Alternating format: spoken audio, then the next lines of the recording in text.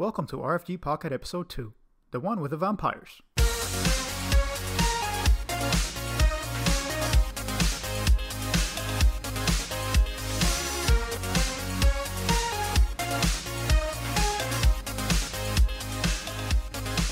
Hello folks, and welcome back to the Region Free Gamers Podcast, the podcast that is fluent in gaming. My name is Ozzy, and I will be your host for this pocket-sized episode. I am joined today by the only Canuck that is cooler than Wolverine, Paul.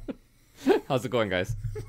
Also joining me is that not too wild and not too crazy guy, Arnaldo. I'm just a miserable little pile of secrets. Oh, that's great. Oh, we started with a singer.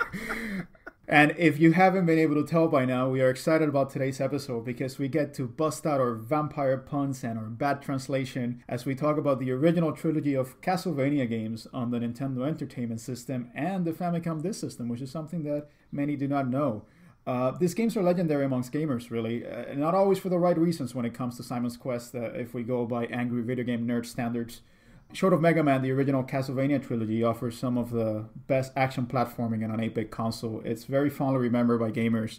And with its creepy gothic ambience and more copyright infringing monsters that you can lash a whip at, and some of the hands down best music on the NES, these games have undoubtedly stood the test of time. So let's get our leather sandals on, dust out the old whip, and keep an eye out for Medusa heads as we embark upon a journey to the far-flung land of Wallachia.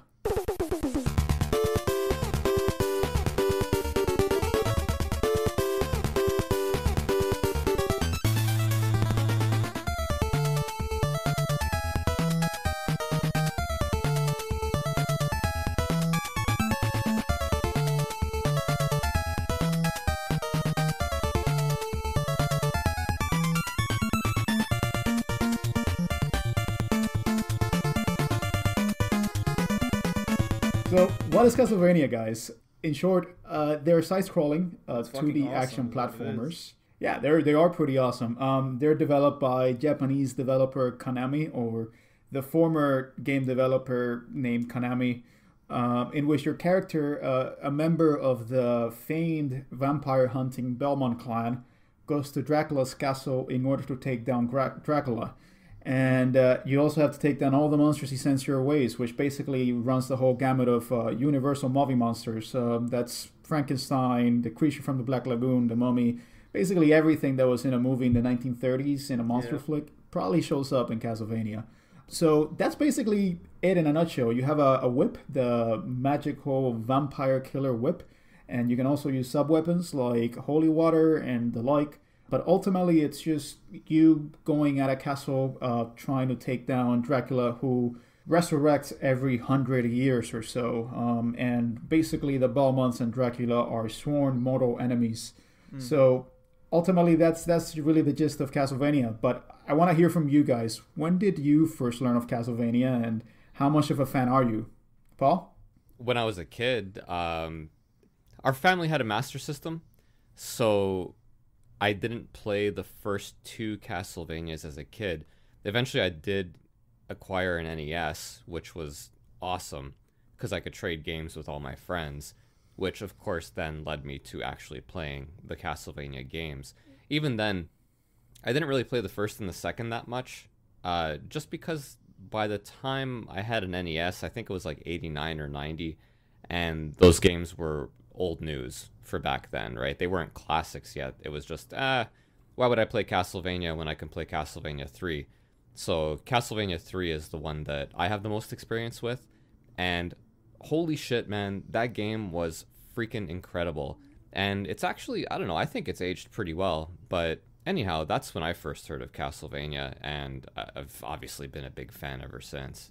Well, I must imagine, I mean, did you, growing up with a Master System, did you have awareness of Castlevania? Did you look at it with coveting eyes, or was it just like, oh yeah, I mean, that's on a Nintendo? Oh yeah, no, dude, I was a gigantic nerd. I mean, I'm doing a video game podcast in my 30s, so, you know, that should give you sort of an idea of the magnitude of my nerdity back then. So yeah, like, of course, I was aware of Castlevania, and you know, I'd go to my friends' houses and play Nintendo at their place as well. So I was definitely aware of it. It was definitely something I wanted, but I don't know.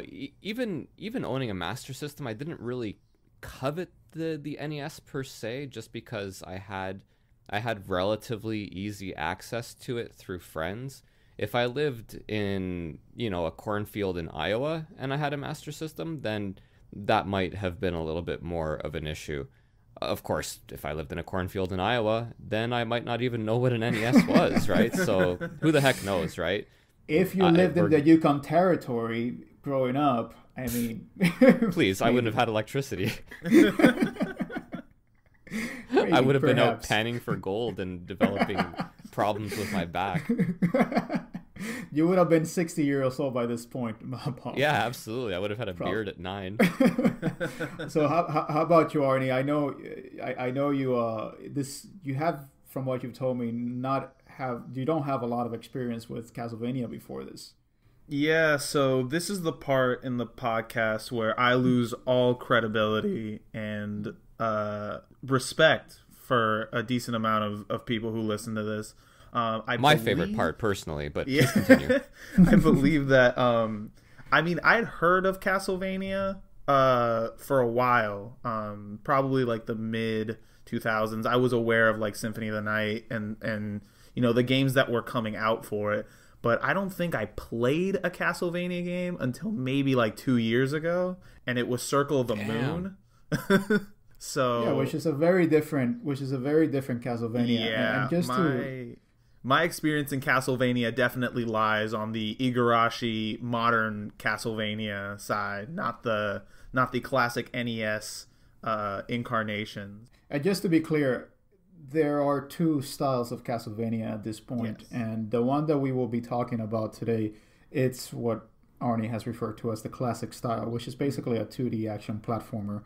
Yeah. The second style is what was proliferated with Symphony of the Night, which was the game that launched 1,000 indie games, and it really set a very different course for Castlevania as a whole. After that, I think the last traditional Castlevania game was actually Castlevania Adventure Rebirth, which came out on the Wii shop, which was actually a remake of Castlevania Adventure on the Game Boy, and actually a very, very good game. I actually really dug it. One of the many games that is at risk of being lost once the Wii shop is shut down, which I don't know, maybe it did shut down already. I'm not sure at this point. I haven't hooked up my Wii in a while. But no, we will be talking today about the classic Trilogy, which is it's action platforming that follows its particular set of rules. If you have seen a Castlevania game, you know what it feels like instantaneously, because the character kind of moves slow. There's not a lot of mobility. There's not a lot of flexibility. It's not a very dynamic character that you play with. Once you jump, you can't really turn around. So if you jump, it's just going to go forward. And if you mistime your jump, you're going to go deep into a pit. Yeah. So the game really forces you to really learn its systems, which I'm going to stop myself from making a Dark Souls reference, which I just did. Bingo card. But no, I mean, it's a game that has a very particular feel to it, unlike any other games of the era. And just to kind of round it out, I first learned of Castlevania actually through Symphony of the Night. So in that sense, I'm similar to you, Arnie. But as I started getting more into games and I came to this country and, oh my God, I had the internet. And the internet has this database of games. I started discovering so many different series, and one of those series was Castlevania. And so without even playing the games, I started learning about all the Castlevania games and learning its history, learning its lore. And there was this site called, I think, the Castlevania Dungeon. And I basically just went through all the characters, Simon Belmont, Trevor Belmont, Alucard, and I knew everything about the Castlevania games without actually having played them. Yeah. So for me, Castlevania, a big reason why I'm a fan of it is because I am a big fan of its lore in all of its cheesy glory. And it's amazing to me that Castlevania is a Japanese series, a Japanese franchise that basically tries to take on Western mythology through a very Japanese lens. So it's kind of like Western anime told in anime fashion, basically.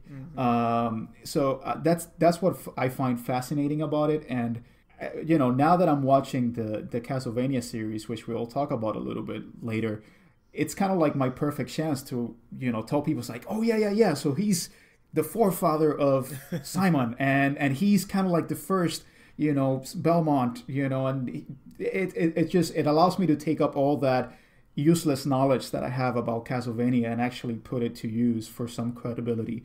But no, I mean, actually, I think the first Castlevania game I actually played was Castlevania Chronicles, which was a remake of the first Castlevania. And and I have a very similar experience to most other people, which is, what the hell am I doing, and why is this so hard? And so I stopped playing it. And it wasn't until Symphony of the Night that I actually really went through a full Castlevania game. And then later on, I played all the NES games. And now I actually probably have played through all the Castlevania games at this point. So, yeah, I mean, you could say I'm a big fan of the games. But we're kind of getting a little bit ahead of ourselves, guys.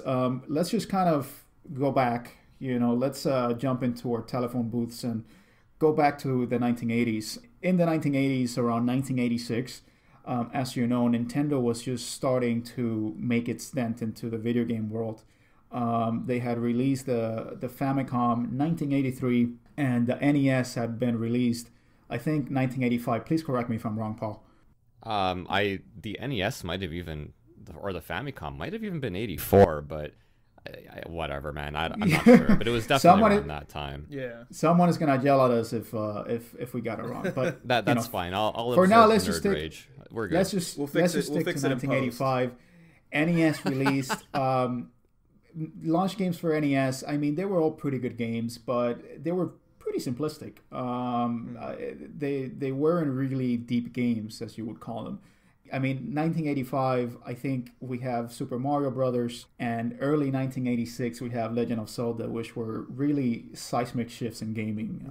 It just presented much deeper, better controlling games than you had seen previously. It certainly was a long ways away from the Atari days, where you were basically playing with stick figure characters.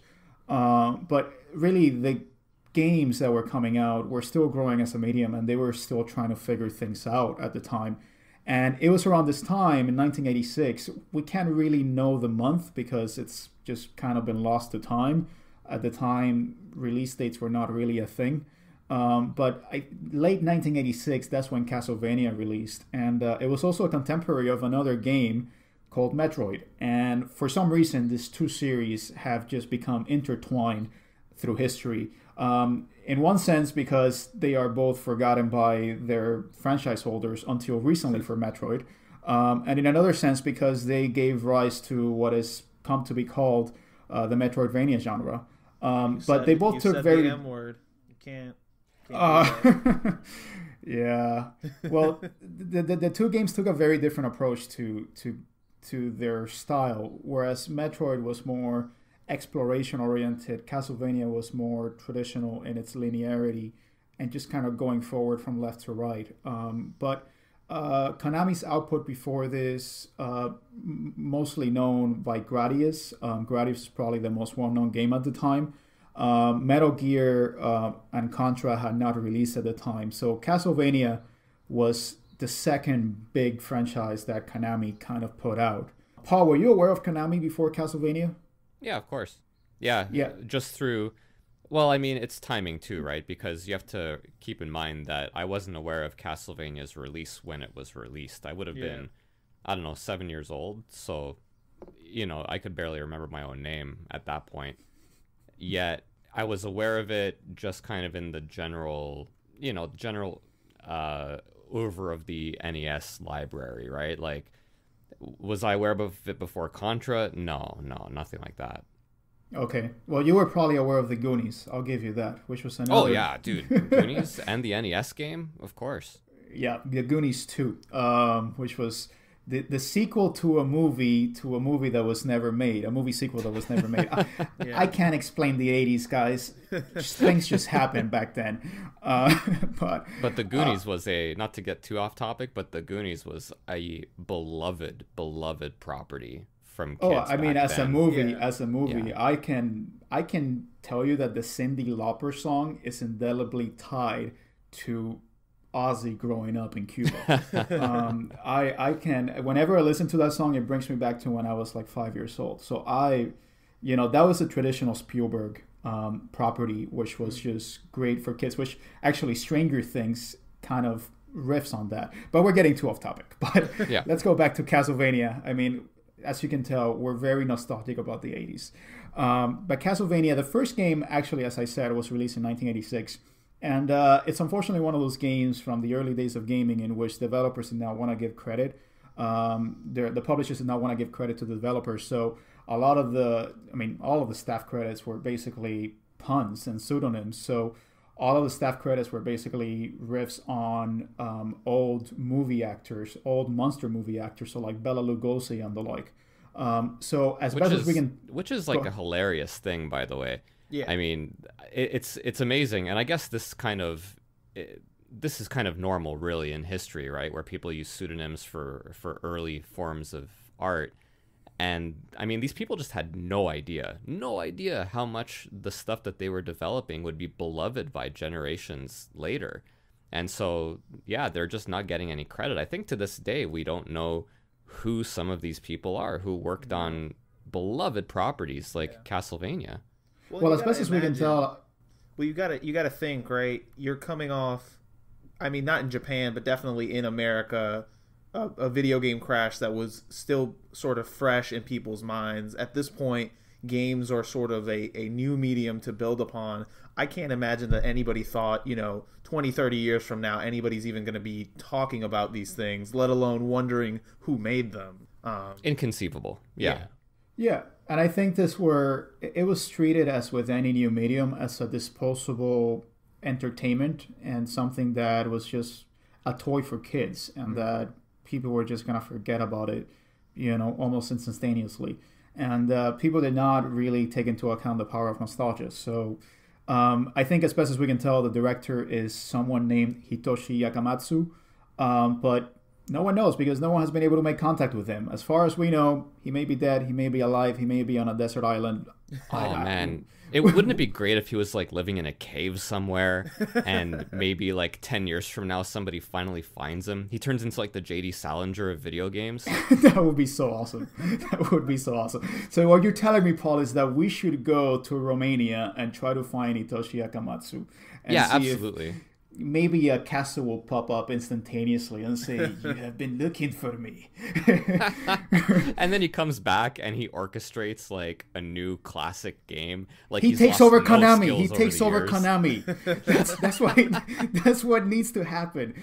He grabs all their pachinko machines and throws them out the window of the skyscraper.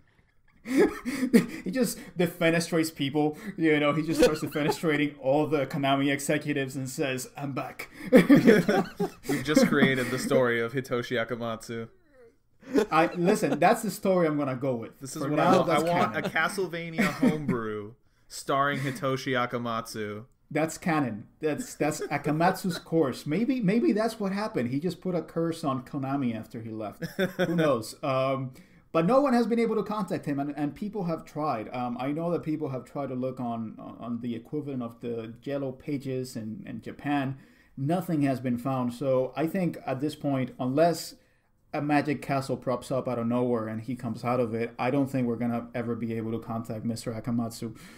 But we do know that the same team of people worked on the trilogy of Castlevania games. So that's Castlevania 1, Simon's Quest, and Dracula's Curse. And also, incidentally, they also worked on the beloved sequel to Metal Gear, except by Hideo Kojima himself, Snake's Revenge, which, by the way, I must admit here, I have never played it, even though I have it. No, I have not. I have not played Snake's Revenge. I played the sequel. I played Metal Gear 2, Solid Snake, but I have not played Snake's Revenge. Have you played Snake's Revenge, Paul? No, I don't.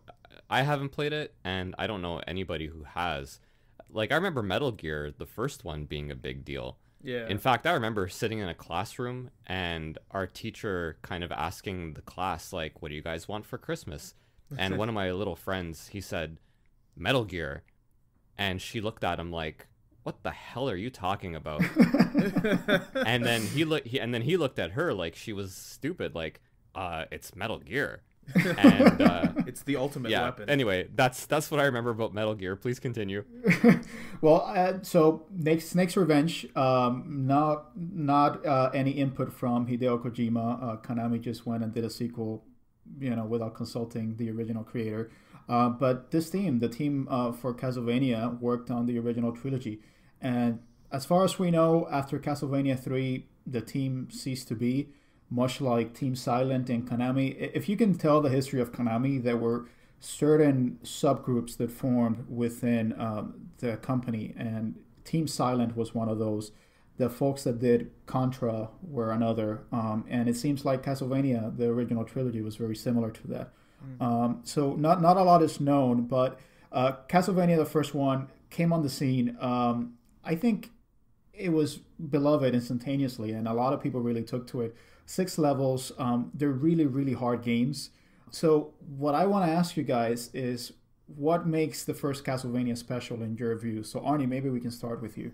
Yeah, I mean, I have played the first Castlevania, obviously well after its time, but even going back to it, even though the mechanics may not have held up as well as later games in the series, it just did something for the time that had not been seen before, at least not executed as well as this game had.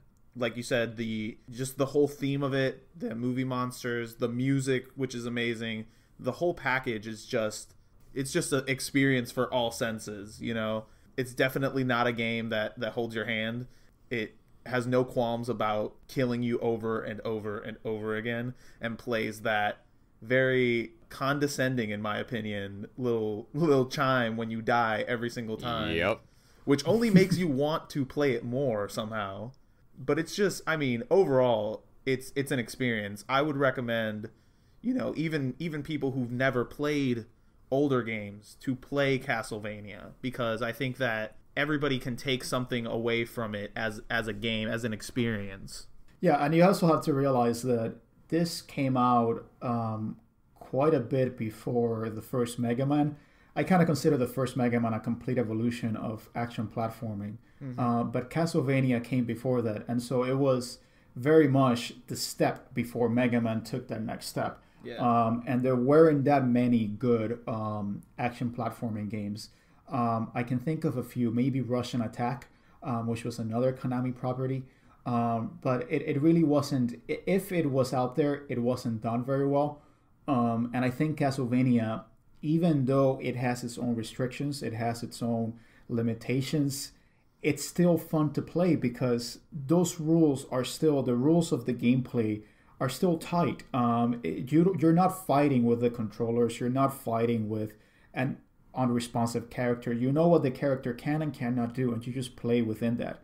And I think that was really an evolution of action platforming as a whole, that it took until the next Mega Man in order to go the next step, go into the next step. Paul, what do you think about what makes the first Castlevania so special? Well, it would have to be the atmosphere, wouldn't it? Because to my knowledge, there was nothing else like that at the time. You have this plethora of games like Mario that are aimed at children, that have kind of cutesy-ish, cartoony, whatever. And then along comes Castlevania, and it's dark, and it has monsters. Like, if you're a kid who's 6 or 7 or 8 years old, this is probably like your first exposure to something like Dracula and the Legend of Dracula, which is a relatively adult kind of story. He takes people and sucks their blood, and he has orgies in his castle, and all his minions become immortal. That's not stuff for kids. Maybe it is today, but certainly not back then. Yeah. And especially the orgies, right? We all want our kids to I was gonna say. Gary Oldman taught me that. So. But it's 100% the atmosphere, right? Like the gameplay's it's good, it's tight, right? And it has a classic feel to it. And going back to it now, it's fun going back to it now just because you can see how the table was set for the meals to follow. As a kid, Castlevania 1 was no big deal, right? It was, by the time I started playing NES games, Castlevania was already a bit dated, so it no longer felt special. But certainly going back to it now, you can definitely see the foundation of what was to follow, and that's pretty cool. And like Arnie said, I would definitely encourage people to have a look at that. It's nice. It's nice to see. But I will say, and I don't think that people would agree with me on this necessarily, but even though Simon Belmont as a character in the game moves slow, sort of, you can't control him midair, so his jumps are very sort of precise, and I guess you could say he kind of lumbers, but he feels like such a dynamic character to me in the sense that, it's probably due to like the sub weapons use and stuff like that, but it just feels like you can do so much with that character. He seems like, even when just like the enemies you fight, the way you avoid enemies and fight enemies and attack enemies seems so much more complex and so much more dynamic than games like Mario and Zelda at the time. Well, yeah, I mean, it was the wealth of weapons that you had access to. You had holy water, you had knives, you had the clock that would stop all enemies. You really had a lot of tools at your disposal in order to play with Simon. But I do want to echo what Paul said about atmosphere. The game starts out with Simon basically facing the castle and entering it. And at that point, you're just thrown into the castle, and that classic vampire killer track plays. And you feel like, I'm ready for this shit. I got this. And then you get killed. Many times. many times. But, the first enemy you fight is kind of this zombie type of ghoul. And from that point forward, there are skeletons, Medusa heads, bats. It's just a plethora of different, both mythological and natural monsters, let's just call them. And so it's really an atmospheric game, at least for the time. But I do want to talk about the music, because to me, besides the chicken on the walls, I think that's really what makes Castlevania special. I think the Vampire Killer track, probably in my top 5 NES songs. Maybe one of the most memorable songs of all time in terms of gaming. If you play it for a gamer, you'll instantly have recognition. It's one of those tracks that just stays in your memory, and whenever you hear it, you're like, okay, that's stage 1 of Castlevania. So it's only World 1-1 from Mario and the like that kind of really captures that. There's also other tracks like Wicked Child, which present a lot of musical complexity in an NES soundtrack. It even has a bridge, which was not very usual for the time. So we love the music for Castlevania. We think this is one of the most important parts of it. Castlevania, absolutely. If you want to play it, it's been remade almost on everything. It came out on the arcade through Haunted Castle. That's what the name is. It came out on the MSX2 PC called Vampire Killer. It was remade for the SNES, kind of as a sequel remake, Super Castlevania 4. And it was also remade for the PS1, which was Castlevania Chronicles. It also came out on the NES Classic Edition if you want to play that.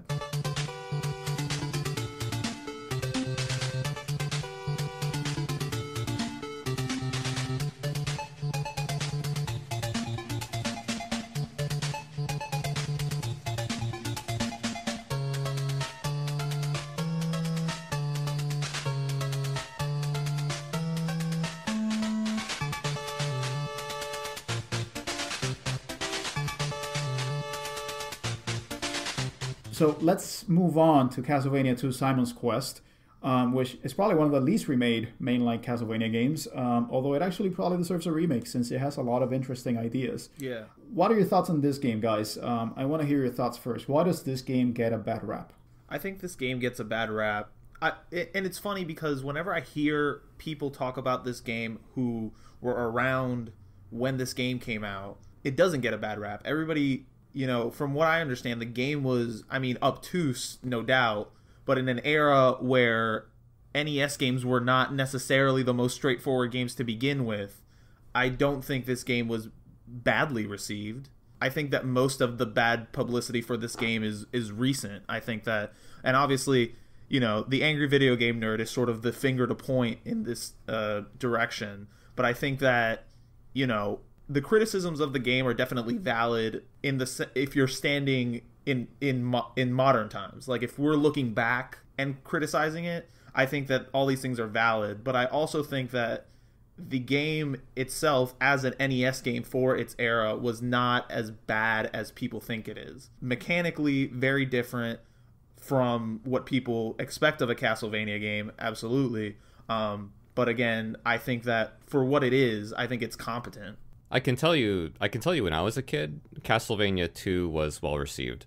Yeah. There was no, I don't know where this revisionist history is coming, where it's reviled. Reviled's a strong word. I mean, it's a Castlevania game, but people liked Simon's Quest. It was different, and I don't remember anything bad being said about it. Yeah, I mean, I think Castlevania 2 is similar to Zelda 2 in that regard. You know, it's sort of the black sheep of the lineage. Yeah, no, absolutely. And the thing with games at the time is that, as we were saying, games were still evolving as a medium. So developers were still trying to find ways to evolve the gameplay and the design of the game. And in that sense, I think Castlevania 2 is interesting because it presents an open world where long live redundancy. It presents an open world with a day and night cycle, and you basically play an RPG, but through the lens of a Castlevania game. I think the problem with the game, I actually went back to it last night in preparation for this episode, and I first played Castlevania 1, and great, I got up to the 4th level and everything was good, and then I got my butt kicked, so I decided to stop, and so I went on to Simon's Quest. I maybe was able to play for like 3 minutes. It's, it's a game that for its time, when kids had a lot of time and they could just fiddle with it, and they had to make use of the fact that this was, I don't know, what would be the equivalent of a $90 game in this day and age if you account for inflation. They could really devote a lot more time to it in order to figure out its systems. But nowadays, if you go back to it, I mean, it's just not a fun game to play. I hate to say it. And I guess the big part of it is that the game was made by the developers as intentionally deceptive. So it's kind of the equivalent of an unreliable narrator in book form. And the NPCs don't tell you, an honest answer. They don't give you an honest answer. They don't give you honest tips. And you add to that a very bad translation, and you make for a very obtuse and difficult game to complete.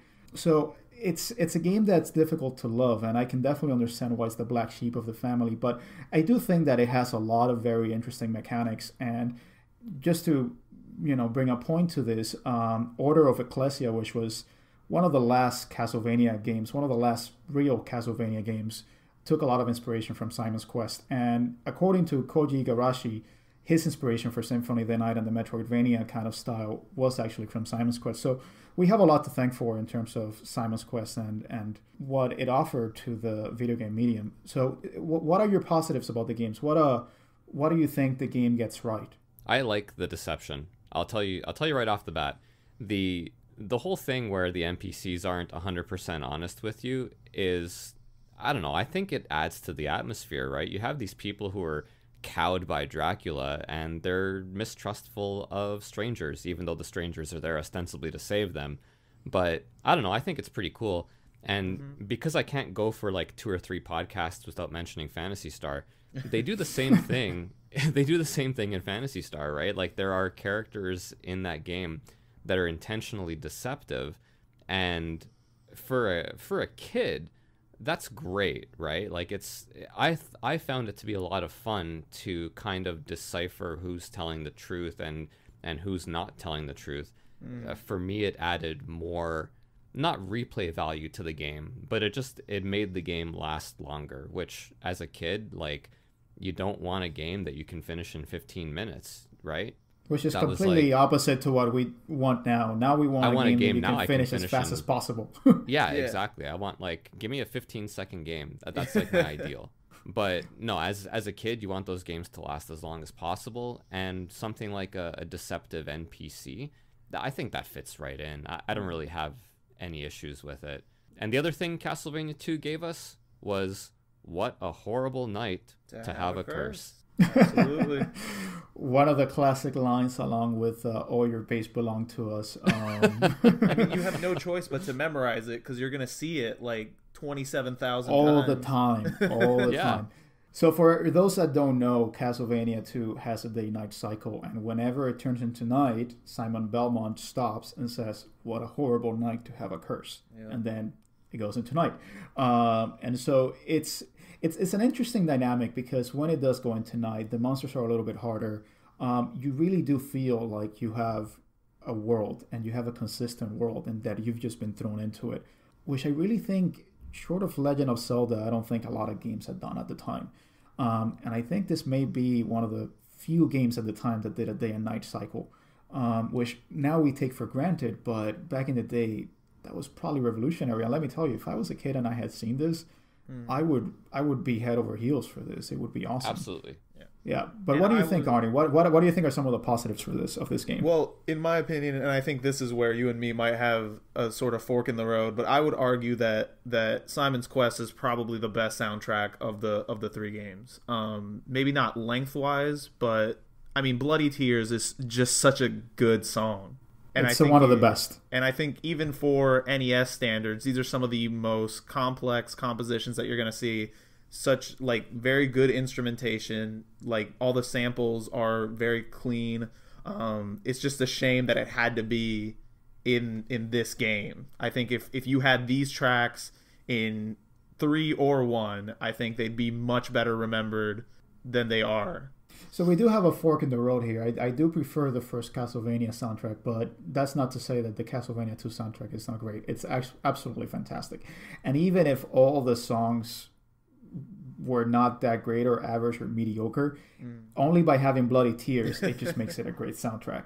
I mean, Bloody Tears, it's between that and Vampire Killer as to, well, and Dance of the Holy Man. Those are the top 3, I mean, perennial top 3 contenders for best Castlevania songs. Bloody Tears is definitely up there with like the DuckTales Moon theme for me in terms of NES songs. Oh, it's absolutely classic. It's absolutely classic. And it presented, they try to do so much with the limited NES sound chip. And this is the moment where we kind of have to discuss the fact that all of these games came out on the Famicom Disk System in Japan. And the Famicom Disk System had expanded storage, so you could have a lot more instrumentation. So if you actually listen to the Famicom Disk System version, the compositions are a little bit more complex. There's a lot more layering. The instrumentation is different. It sounds a lot more Baroquean. There's more of a glockenspiel sound, if that makes sense, but it sounds more like an organ. But the developers of Konami had to take what they had with the Famicom Disk System and put it into an NES cartridge with only 4 sound channels, one of which had to be for special effects. And I think what they did with it was just astounding. I think that they nailed it. And they try to achieve very grandiose, epic sounds with a very limited palette. And I think that they did it. They actually, and I actually prefer the original, the NES versions of these songs, to be honest. I actually think that they're fantastic. I agree. So I think for me, the music is probably what at least makes Simon's Quest stand out in my memory. So I think it's just a phenomenal soundtrack.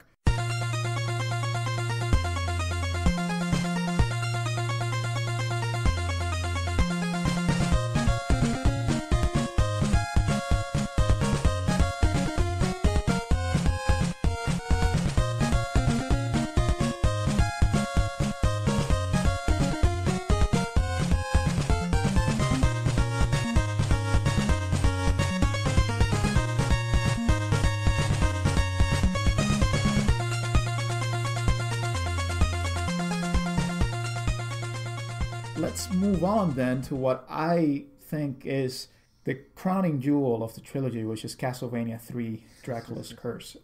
So this came out actually a few years later, and a long time since, at least if we go by NES standards at the time.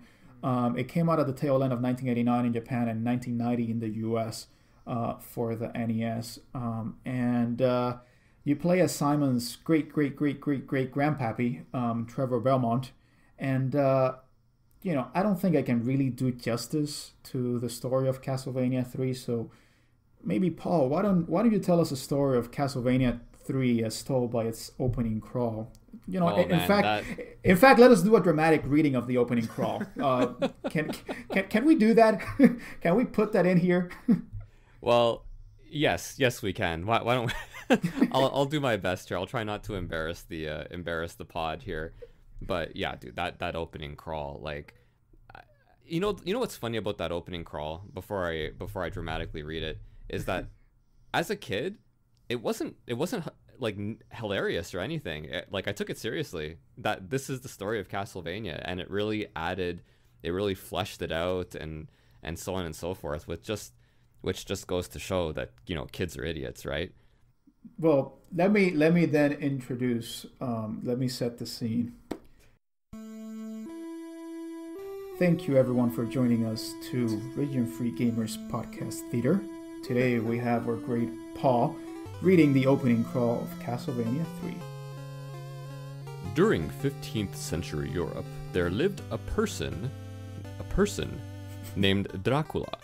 He practiced sorcery in order to create a bad world filled with evil. He began taking over the continent of Europe, changing countries from good to bad. The good people tried to fight off Dracula, but no one was able to survive. Finally, the Belmont family was summoned. I don't know how they were summoned if no one survived, but anyway. They were summoned to battle Dracula's vile forces. The Belmont family has a long history of fighting evil. The townspeople became afraid of the Belmonts' superhuman power and asked them to leave the country. They got trumped, eh? I was gonna say. Fortunately, the people found a mighty Belmont named Trevor. The curse of Dracula has begun. The fate of Europe lies with Trevor. All right, who let little Johnny write the story again? It's awesome. Like, is it weird? It's only like one paragraph, and there's so many plot holes. Is it weird that like my biggest problem with this whole thing was that the best name they could come up with for the Belmont was Trevor? Well, no. But listen to this. Listen to this. Trevor was actually an improvement. In Japan, he's called Ralph. Oh, so yeah. So this was actually an improvement. But this is one of those games that I don't doubt that the translation was written by a Japanese developer that said, oh yeah, I know English. Got this. But listen, I mean, let's be fair here. Let's be fair here. The intro with the soundtrack that plays, it's a very, very awesome track. Fantastic. And it's very cinematic. If you rewarded everything and hashed out the 100,000 inconsistencies in this crawl, it could actually make for a very, very good intro. And I do think the intro is great. It plays like a movie reel, and it starts kind of crawling, and you have this fantastic song that has a natural progression that steadily, as you introduce the Belmonts, it goes into this heroic theme that Trevor Belmont finally showed up and he's gonna take down Dracula. So I think the opening is fantastic. If and if nothing, it's really, really funny. Dude, so if they remade that opening into, like, if they made a new Castlevania game, which I understand is probably not going to happen, but regardless, if they made a new Castlevania game and they kind of like rehashed that opening with the film reel and the song, I would explode. I would explode into nostalgic confetti. Like, it would be awesome. I feel like if you could get me Ian McKellen to dramatically read this opening for like a PS4 game, I think that we could make some serious money. But really, changing countries from good to bad. Hell yeah. So good. I mean, is this a thing? Oh, but listen, all jokes aside, this is a fantastic game. This really is a truly fantastic game. It's probably one of the best games in the NES, maybe one of the best games of all time. It's in my top 5 for sure. NES, it's in my top 5. Absolutely. It's a game you can go and replay over and over and over again, and it's absolutely, for its time, it's massive. Yeah. I mean, I didn't realize how massive it is until I've gone back to it several times. I mean, the game takes like 2 hours to beat, and that's if you don't die. And for a kid, maybe that was, I don't know, 8 years old at the time, you rent this game. I mean, you could pretty much just spend all your time on this game for maybe a year. So I think it's one of the most ambitious games of the NES. Multiple characters, multiple branching paths, different endings. I was gonna say. It just has everything. It has everything. So I want to hear from you guys. What do you think about Castlevania 3? And I suspect that I know Paul is going to gush over it. You suspect correctly. So we'll start with Arnie. Yeah, so Arnie is definitely not going to gush as much as Paul, because this is the Castlevania I have the least experience with. I've seen people play it. I know how it plays. I've played it myself, but never to completion, which is weird because of the 3, this would be the one that I feel like I would most enjoy, just because of the branching paths and the optional characters and all these little like side things you can do. From what I played, I loved it. It's so well built. It's such a tight game mechanically. It's really straddles the line between difficulty and fairness.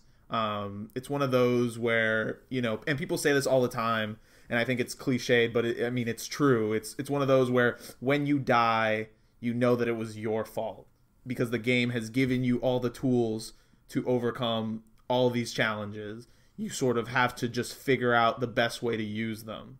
And that's not what I'm good at. So I died a lot. but I enjoyed every single minute I played. The music is great. The intro crawl is amazing. But yeah, it was a great game. I think compared to Castlevania, it's basically doing everything Castlevania, the first one, did, but much better and much bigger. Yeah, it's Castlevania 1 on steroids. Like, if you like Castlevania 1, this gives you what you like and more on top. It's a lot of... The graphics are fantastic. The sprite work is terrific. And by this time, the developers had really gotten a hang of how to really get the most out of the NES. And so you have a lot of enemy variety. You have a lot of special effects. A lot of the settings are very, very different from each other. As I said, you play with multiple characters. You have Grant the Nasty, who can walk on walls. He's a pirate that can walk on walls. Grant the Nasty. I don't know. I don't know how they come up with these names, but so they do. Sylpha Bonettes, who is a sorceress, she kind of does magic, and Alucard, who eventually would be the protagonist of Symphony of the Night, and he's Dracula's son who is out to kill his daddy. So you kind of switch between these characters as you see fit, and it's just, at the end of the day, once you have gone through the whole game, it really does feel like an epic journey has been undertaken, because you start out on the outskirts of Wallachia, and then you eventually end up in Dracula's castle, at which point the famous vampire killer plays, and it's really a homecoming. So it's a game that does that epic journey feel very well. So I think it's very successful at it, and it's one of the best games of, I would say, one of the best games of all time, to be perfectly honest. Paul, any thoughts you can add to that? Yeah, I mean, you're right. It's like one of the best games ever. Really, the scope of it is just huge. Like, for that time, my God, the fact that it's like a journey. You're not immediately starting in the castle. You're kind of, I mean, I wouldn't say that there's a story per se. We just, did a ridiculous dramatic reading of the story. So, it's not that. But as a kid, it was really cool. Like, Trevor is the grandfather. You're going back in time, and so on and so forth. The fact that there's different characters, not just different characters, but they play very differently from each other. And so, again, as a kid, I mean, shit, even as an adult, right? The amount of replay value on this game was through the roof. Like, I spent months playing this game. I never even owned it. When a friend of mine got it for Christmas, like the whole freaking neighborhood rejoiced, and we all borrowed it and we all played the crap out of it. Like everybody had their favorite secondary character. The levels all played differently based on what character you picked, and some levels you wouldn't play at all if you didn't pick a particular character. So it was just fantastic. The music, as you said, incredible. I mean, look, I can understand why the music from the first two might be more beloved. For me, it's the third, and that's strictly nostalgia, right? Because the third one is the one that I played the most.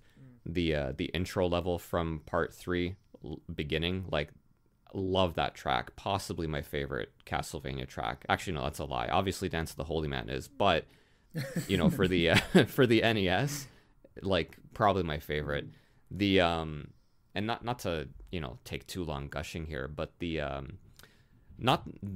clock tower level, not the one, I can't remember exactly if it's like the third or second last level, but there's a clock tower level fairly early in the game.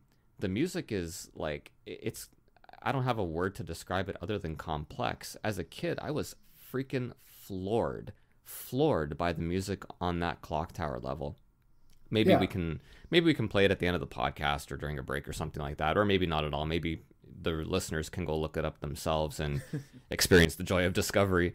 But as a kid, that song was amazing. It was amazing to the point where I actually asked my parents for a keyboard so I could learn how to play it.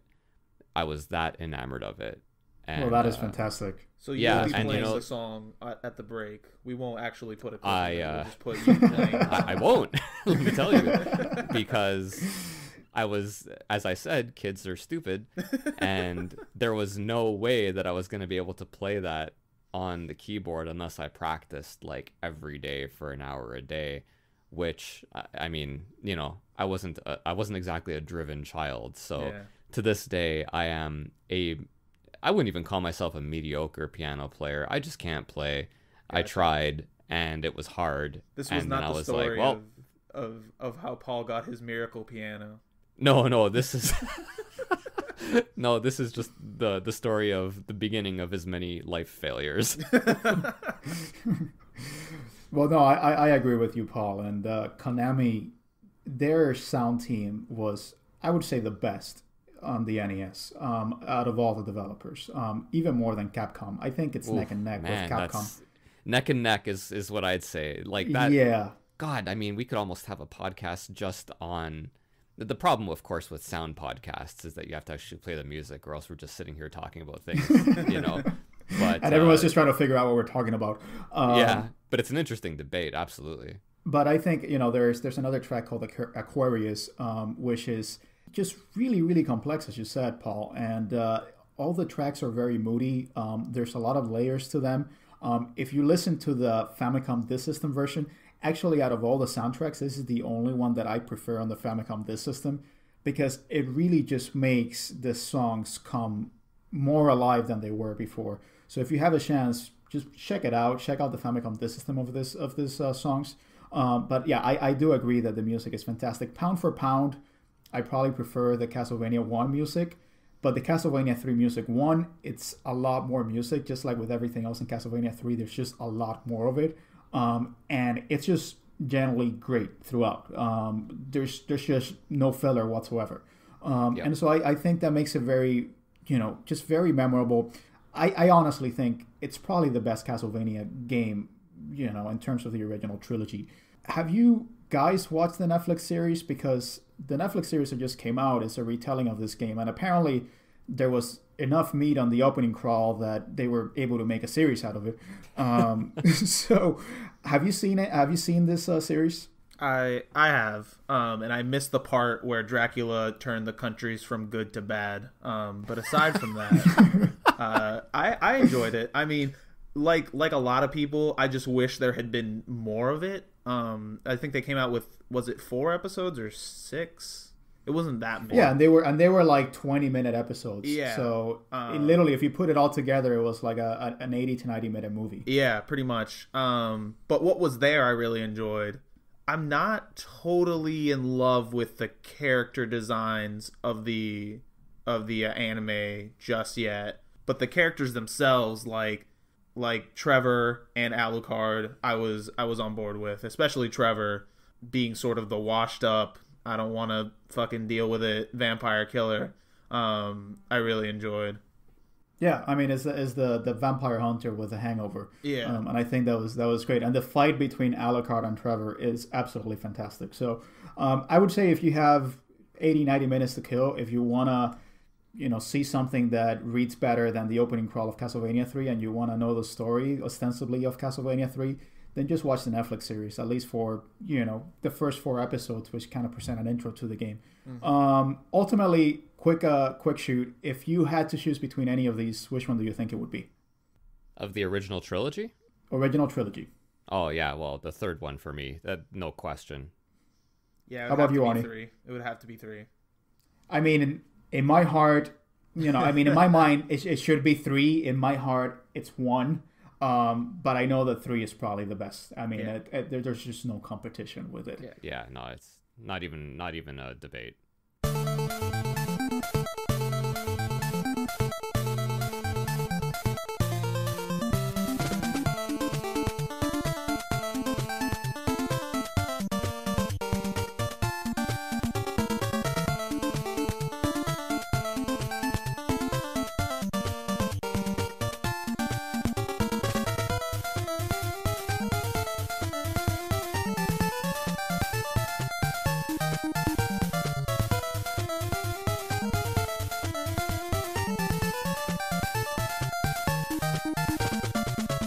Alright, so I think that about wraps it up. We've been able to cover a lot of ground in a very short amount of time. So, so far, that's all we have for today, and it has been a bloody good time. Make sure to leave us a review on iTunes and drop us some feedback on our Instagram page, which you can find at Region Free Gamers. Paul, where can we find you? You can find me on Instagram at 8BitYarns, the number 8BitYarns. Arnie, where can we find you, my man? You can find me on Instagram at Welcome to the Game. That's the word welcome, the number 2, the game. Just hit me up. Shoot me some DMs. Let's talk Castlevania. And if you weren't able to tell, our colleague Masa was not able to be here, so let's pour one out for him. But he'll be with us on some the next holy water episode. For Masa. Let's pour out some holy water for Masa. Again, my name is Ozzy. You can find me on Instagram. My handle is at Shadow the Collectors. No, actually, no, that's wrong. At Shadow the Collector with periods in between. I can never say that right. So until next time, make sure to always keep that holy water at hand. See you guys.